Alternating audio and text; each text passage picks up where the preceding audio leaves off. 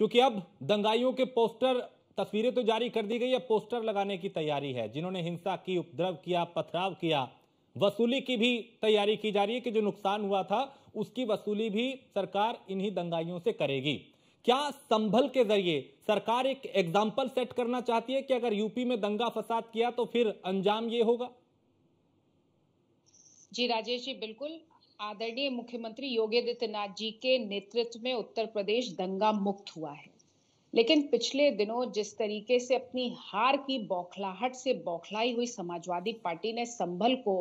दंगों की आग में झोंकने का जो प्रयास किया है, बिल्कुल पत्थरबाजों को, दंगाइयों को बख्शा नहीं जाएगा और इनके ऊपर कड़ी से कड़ी कार्रवाई कानून सम्मत की जाएगी, ताकि किसी भी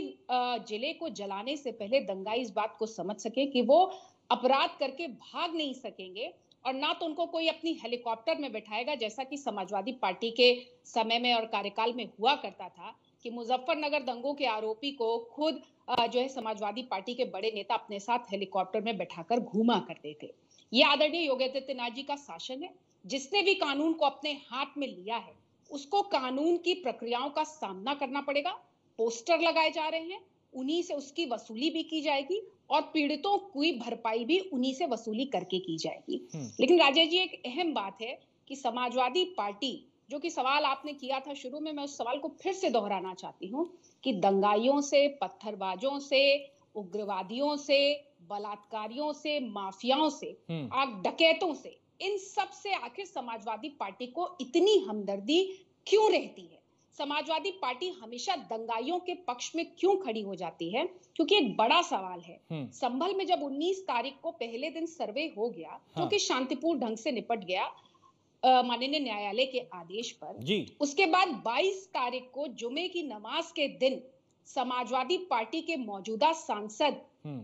वर्ग द्वारा जिस तरीके से मस्जिद की सीढ़ियों पे खड़े होकर वहां के आवाम को, जनता को भड़काया गया, आक्रोशित किया गया